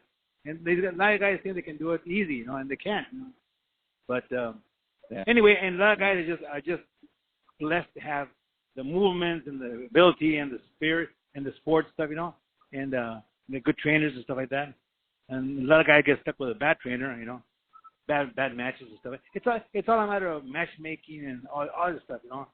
At the time we fought the Olympic, I have to tell you, I'm very, very, very, very lucky that I started out with the Olympic. They needed another headliner, so they set up they set up the fight that obviously if I can win, I shouldn't fight, right? You know. So I had about 4 fights like that, and all they did is give me a 4-0 record, right? Whoa, I just started fighting. I'm a 4-0, right? that makes you go up, and it makes more fans come in. Yeah, Armando, not top 3 guys already, whatever, So that's all part of the game, And I'm just so glad that was part of that part. Yeah.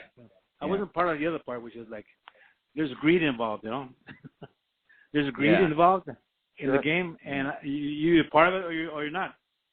Okay, anyway, let's see. Let's back to your last fight, Armando. I know you remember this well, against Sugar Ray Leonard, 1978 December. You had a bad elbow going into that fight, and he was 16-0. It just happened, and if I had been able to throw it, I would have. But it hurt when he hit me. But at the same time, he wasn't slowing down too much, But I was beginning to go inside, and I was hoping to go in and hit the body and stuff like that, But my manager was already involved in feeling how my wife was feeling. He was on my side all the way. He was on my side all the way, and he said, Armando, I'm your friend, and I'll always be your friend. I don't want you to get hurt in the sport, okay?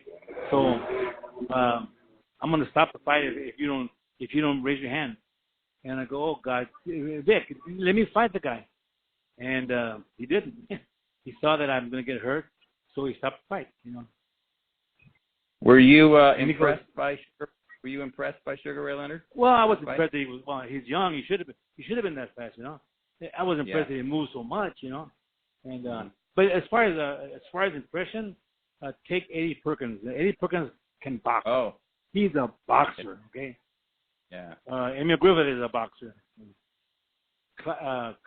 What's his name? A guy that he fought Annapolis twice back in the old days.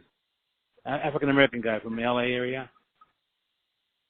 Phillips, no. I can't remember his name. Oh my God. Anyway, well, I fought him in Anaheim. Okay, in Anaheim in December. So anyway, oh geez, you can tell I'm having dementia, right? Hey, I'm not thinking you and me both. I'm 66, and but I can't remember the guy's name. It's not Armando. It's not Adolph Pruitt, is it? Yeah, it is. That's it. Adolph Pruitt. Oh my Adolph God. Pruitt? Yeah. Adolph that Pruitt. guy could hit. He could hit. And so anyway, but I played with him for 8 rounds. And I didn't play with him. I was backing away from the guy, And Joey Olmos, the commissioner from the California Commission, said, Armando, I was about to tell the referee to stop the fight. I go, I'm glad you didn't do it, So anyway, I knocked him out in the 8th round. I caught him with a left hook in the right hand, and down he goes, Boy, was Armando, who do you think was the best fighter you ever fought on the night you fought him? I'd say Annapolis, without a doubt. Yeah. Because he had a lot of gifts. Now, Angel Espada was very, very, very, very well versed in boxing, And but he had a referee that was helping. I mean, he had a promoter that was helping him a lot. Mm-hmm. not boxing for him, but he was just about, Anyway. Yeah. Anyway, so Espada was he could have been a great fighter. He was a great fighter, I think. But it's sad to hear that guy ended up in an asylum, right? I think. Well, I think that's right. Around. I did read about that. Yeah, that is sad. Yeah. Yeah. No, it wasn't his fault totally. It was the promoter's fault too. Hate to say it, but it's true. Anyway, yeah. You mentioned this a few minutes ago, Armando, when you you have to retire and everything. That retirement was tough for you, right? You just love boxing. Well, it was tough because I wanted to box. I want to be in the boxing game all my life. Well, I still am in a way, Yeah. So, and that's the hardest thing my wife has to handle because whenever a boxing event comes on, oh no, there it goes again. And because they're at the boxing game, people recognize me. Oh, there's Armando Manny. Still, right? And now I don't know that. Well, maybe it makes sense. Why should a guy be able to enjoy his notoriety all his life? Why should he? It's true. I agree with that. I tell her. Yeah. But look, the kids are doing great. Everything I'm doing great. Yeah. Yeah. So anyway, Here's something I might not know about you, Armando. You worked for Schlitz for several years and then became a school teacher at age 39. Yeah. What did you teach, and how much did you enjoy that job? Okay, actually, the teaching part, the most meaningful part of it is I have a few letters that kids wrote me at the end of a year. You know, about 5 letters, 7 letters over the 25 years that I taught. They were saying, "Thank you. You helped me out a lot more than you'll ever know." And those words are meaningful because they mean so much, you know. And I know what they were talking about, you know, these particular kids, you know. And they're usually Hispanic kids or they're African American kids, whatever. And they do that. They write you a letter. That means a lot, you know. You are so nice. Mm-hmm. And then, well, you know, I'll tell you when I see you guys. You know, other things that happen, you know, as teachers. But that was one of the most meaningful things I ever did in my life. Schlitz was great because Willie Davis, the Green Bay Packers, was involved with Schlitz. And one of my consultants when I was fighting, one of my friends, you know, he goes to fight to me. He sold insurance, and I would help him sell insurance to the Mexican crowd in the different factories, you know. And he had knowledge. He just had the way of knowing people. He had the way of, you know the guy that can go up and sell you anything. Yeah? He'll come up at your house, sell you whatever you want, whatever he has, he'll sell you something. Anyway, that was Irv Upton, and he knew all these guys. He found a way for them to like him, you know. So anyway, so we met Willie Davis, and before I know it, Willie Davis' office asked me for a job, and he gave me a job. So I became a general manager for the company there, you know. Just because I had the college degree, of course. You know. When you were a teacher, did you also coach? Did you coach some sports? Oh, yeah, I was a wrestling coach. Yeah, I was a wrestling coach at the school. Yeah, that doesn't surprise me. Yeah, of course, and of course, I couldn't keep the boxing out of it. I had boxing shows there all the time too at the school. Yeah, I got permission from the state. Also, to have shows. Tony the Tiger Lopez at some point convinced you to try being a bail bondsman, which is what he does. Yeah. What was that experience like? Well, I'm glad it's over. I'm done with it. But that, by the way, I'm no longer a bail bond. I made a mistake, and I hope the bastard that did this to me is listening.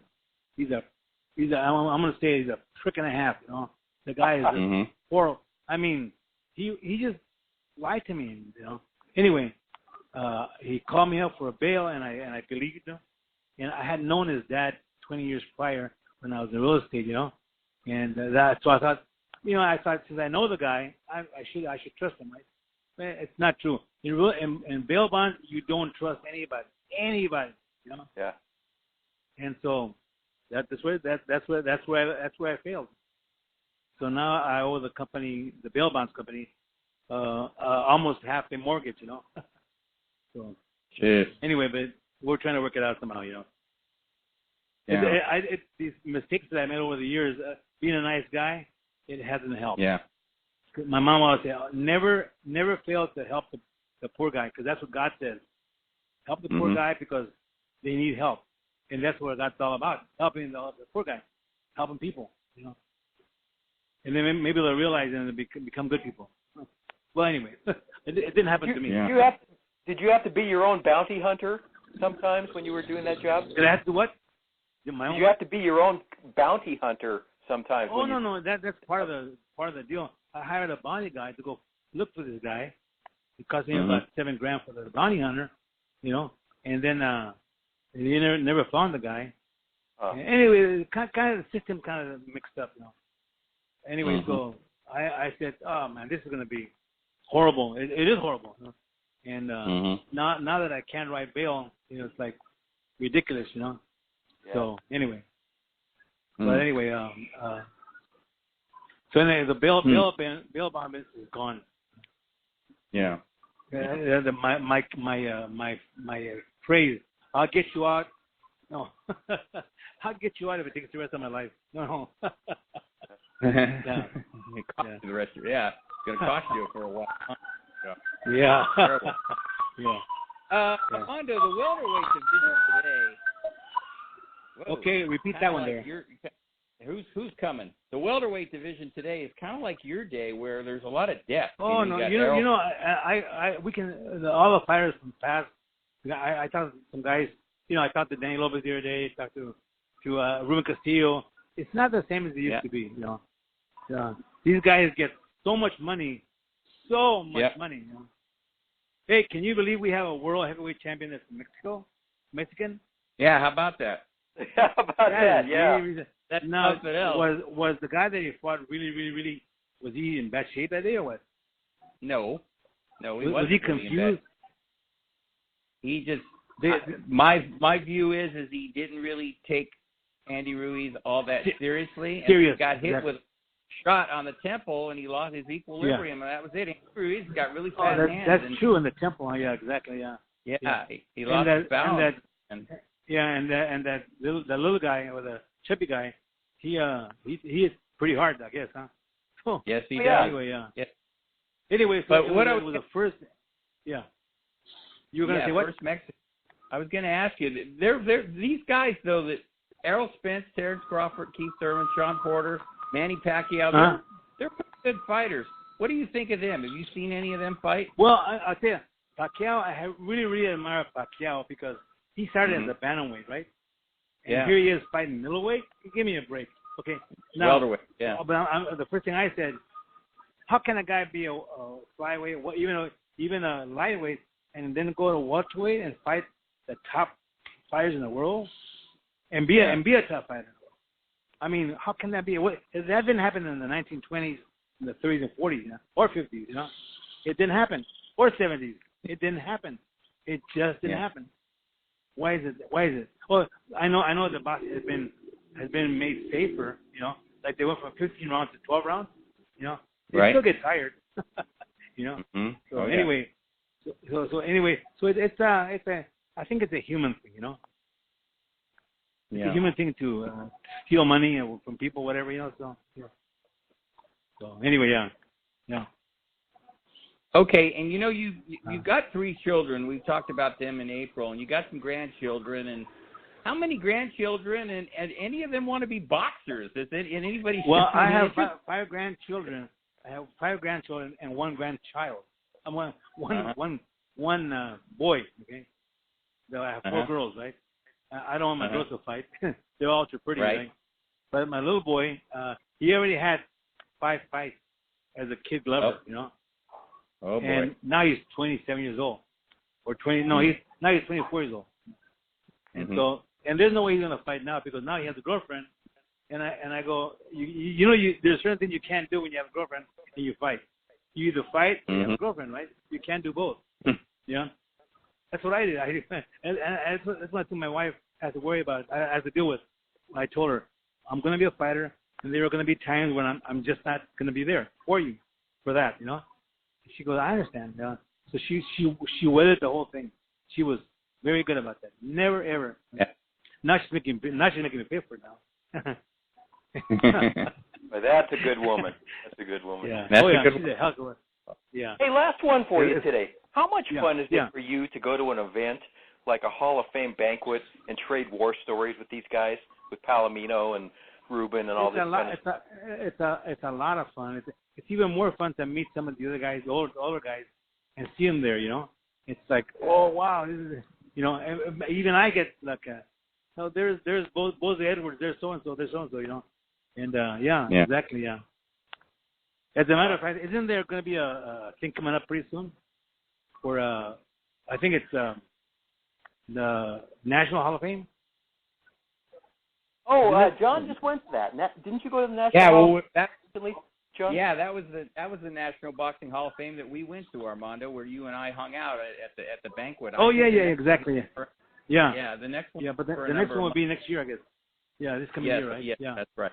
Yes, that's right. Okay, yeah. All right. Yeah. So yeah. Well, all I would like for you to be able to get across to your fight fans is that I feel that I am blessed. I'm blessed. My life is blessed. Okay.